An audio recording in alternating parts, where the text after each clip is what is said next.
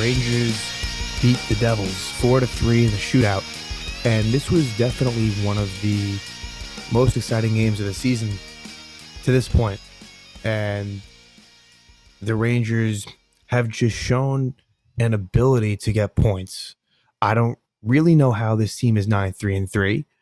They actually have a -1 goal differential, but the big difference between this year's team and last year's team is the fact that last year they found ways not to get points, whether that be blowing a tie game late in regulation to get no points, or to blow a game late where they would maybe get it to overtime and only get 1 point. Either way, they would really do a very poor job of maximizing their points.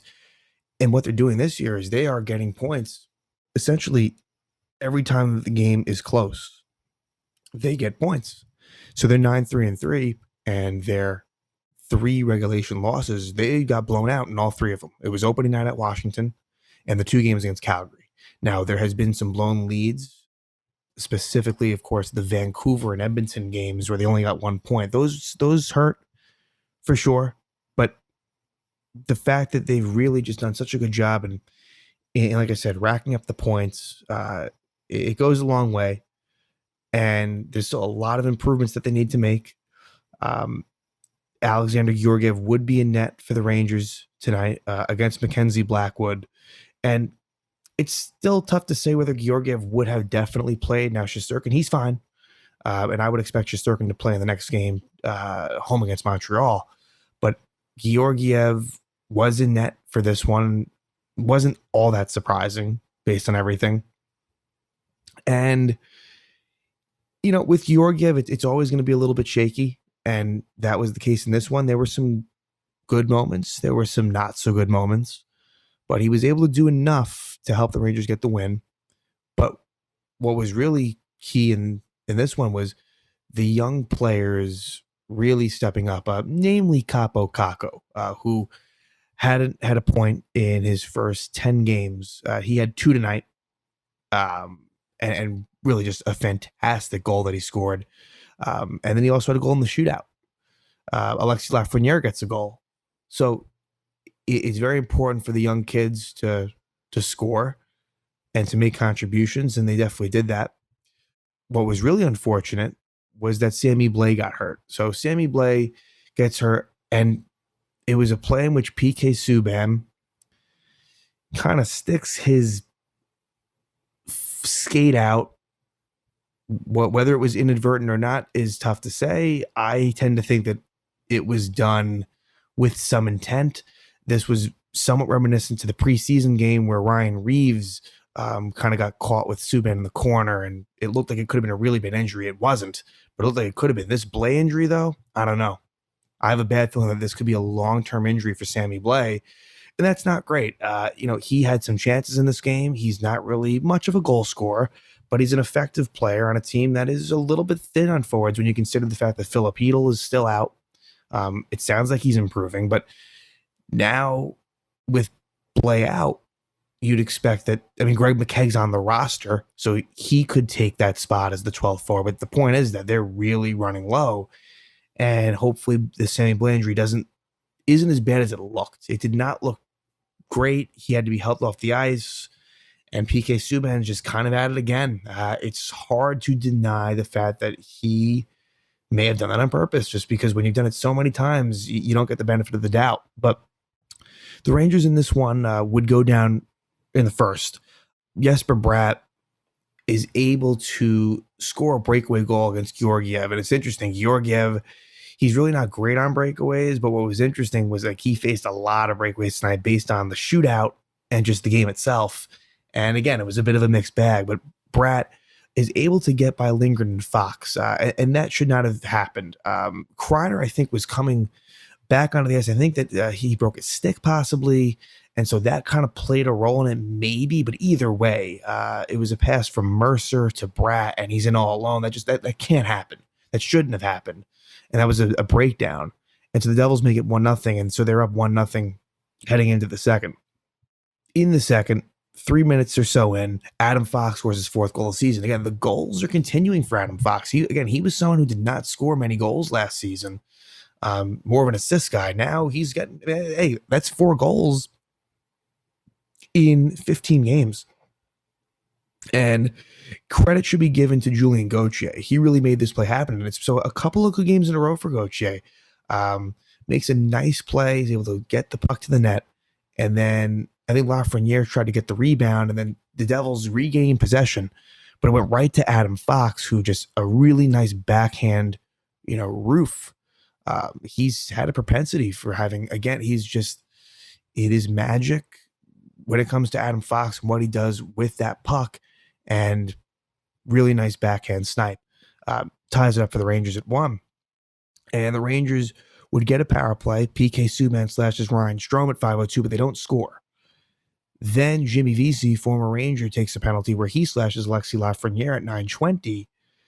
And just after the power play had expired, the second unit did a really good job. And what happens is there's a lot of passing, and it goes from Kakko to Trouba, who takes a shot, and then it falls right on the line, and Lafreniere taps it in. So Lafreniere scores his 4th goal of the season, which that in and of itself is not terrible. I don't love his overall game. I think anyone would admit that. I think he'd be the first one to admit that. But he has scored some pretty big goals along the way, and this was a big one. And like I said, Trouba gets an assist, and Jacob Trouba has been playing some pretty good hockey. Really, I think Trouba has been a pretty key member, someone who I've been hard on. It's funny, a couple of guys, Kreider and Trouba, I'd say are 2 players that I've really kind of ragged on for their contracts and things of that nature. And I think both of them have had really good seasons. And so Kakko at that point gets his first point of the season. Right there, the secondary assist is the first point of the year for Kakko. Unfortunately, bit of a makeup call where Lindgren's called for interference at 13:02, and very soon after that, it's a power play goal for Dougie Hamilton. So it is another assist, another point for Bratt at that point. So 2 points for Bratt at that stage in the game, and then an assist for Zacha. And so not a great goal by Georgiev. It was a good shot by Hamilton, but one that which Georgiev would like to have back. So it's 2-2 headed to the third. And that is when, early on in the period, Sammy Blais gets hurt and leaves the game from that Subban. And there was no penalty on the play, but we'll see what the status of Blais is. He was playing on that Zibanejad Kreider line. After that happened, we were seeing a lot of Dryden Hunt playing with Zibanejad. And then just to show the depth issues and just overall kind of problems at the forward position, potentially, Dryden Hunt took Blais' spot for the most part. But what ends up happening at 6:29 is a beautiful, beautiful goal by Kaapo Kakko. His first goal of the season. He got the turnover, moves into the zone, passes it to Ryan Strome, who sets him right back up, and Kakko makes a little move and just a great deke and scores on Blackwood, and Blackwood gets hurt on the play. Kakko just kind of bullied into him. No penalty on the play or anything like that. It was legal, but Blackwood would eventually leave the game, and so Jonathan Bernier replaced him. But I can't say enough just how great of a goal that was for Kakko, and I hope that gets him going.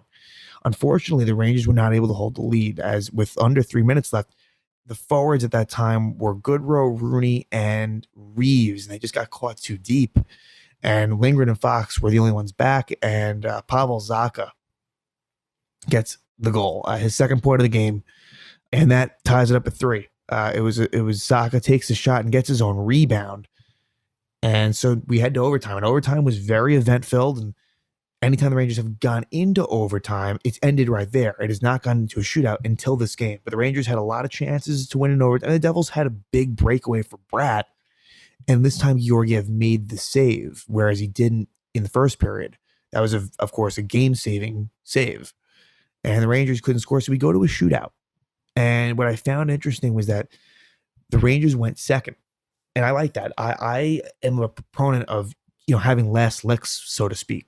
I guess we'll see to be sure if that lasts, in terms of, is there a chance that maybe they went second because Georgiev was in net, whereas if Shesterkin was in net, maybe they go first? I guess that's possible. I wouldn't rule that out, but still, first shootout and we're going second at home. I like that. This is a skills competition, so this is not, you can't get too wrapped up in it, but it's important points. And so Damon Severson misses for the Devils. Then Zibanejad is stopped by Bernier. And I think the fact that it ended up being Bernier, that's probably ends up being pretty key for the Rangers, where Bernier, kind of came in and really wasn't tested at all. And had to, in overtime he was, but, maybe with Blackwood, it's a different result. But Zibanejad stopped. And again, with Mika Zibanejad, I maybe it's a thing where he just gets off to slow starts. I don't think that's it, because I know there's been seasons when he's gotten off to really good starts, but yeah, with Zibanejad, I don't, I think Panarin, for example, I know he didn't get on the score sheet in regulation in this one, but I like what I've seen from him in terms of him turning it around. Zibanejad, not so much. Anyway, Bratt then scores in the second round of the shootout. And that was interesting because obviously he scored in the first on the breakaway, didn't score in overtime, but then he scores in the shootout.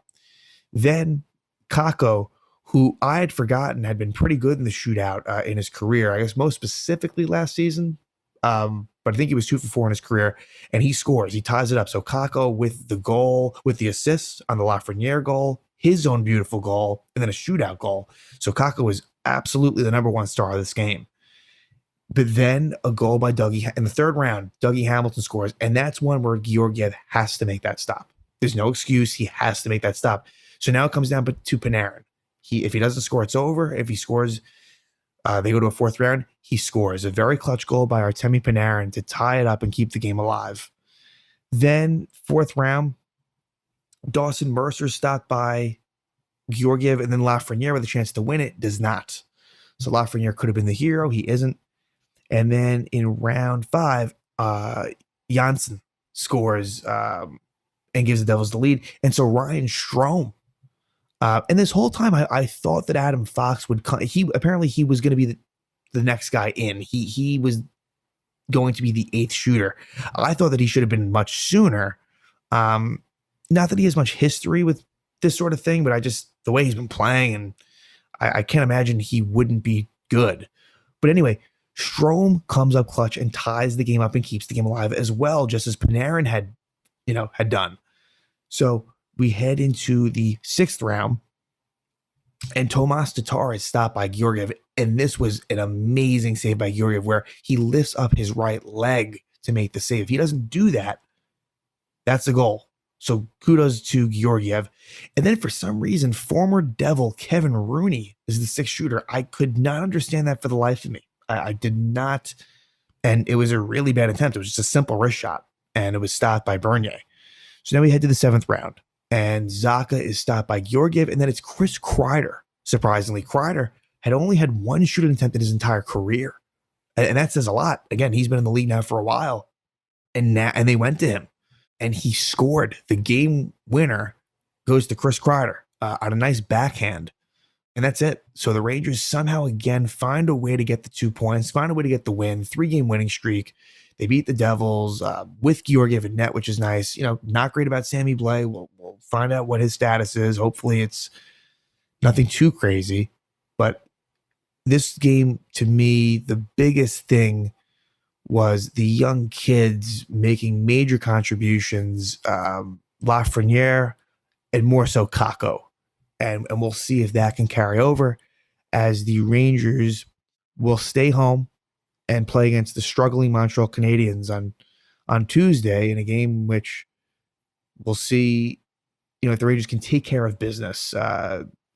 Teams in the Ranger teams of the past probably wouldn't win this game, but we'll see if Gallant can keep them in check and keep them with the right frame of mind to continue racking up points. And the Rangers have done a very good job in doing so far this season.